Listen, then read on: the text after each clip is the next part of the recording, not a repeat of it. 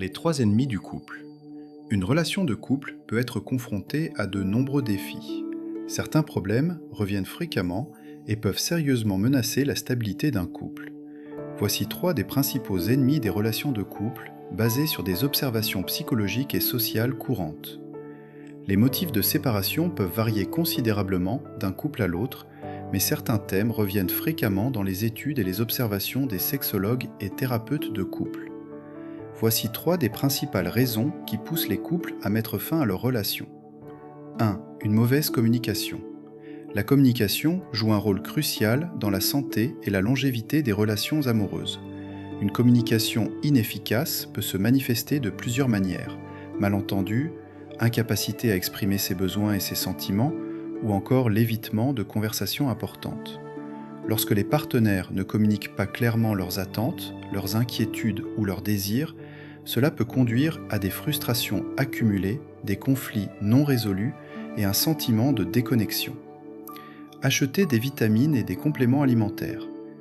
Les spécialistes suggèrent souvent que pour surmonter ce problème, les couples devraient pratiquer une écoute active, prendre le temps de parler sans distraction et apprendre à exprimer leurs sentiments de manière constructive.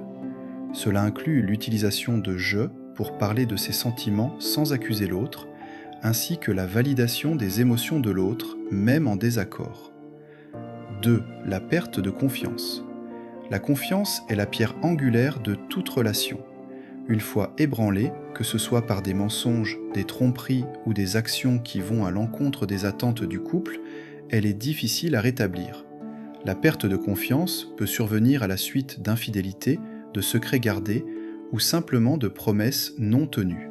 Cela peut entraîner de l'insécurité, de la jalousie et des conflits constants.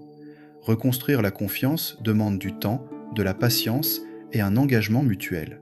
Cela peut nécessiter de discuter ouvertement des erreurs passées, de s'engager à être transparent dans les actions futures et peut-être de chercher l'aide d'un conseiller, d'un sexologue ou d'un thérapeute de couple pour guider le processus de guérison. 3. Les déséquilibres et les conflits de valeurs. Les couples sont souvent confrontés à des défis lorsque leurs valeurs fondamentales ou leurs objectifs de vie ne sont pas alignés. Ces valeurs peuvent inclure des opinions sur la famille, la carrière, la religion et les finances. Lorsque ces valeurs diffèrent grandement et que les compromis sont difficiles à trouver, cela peut créer un fossé entre les partenaires.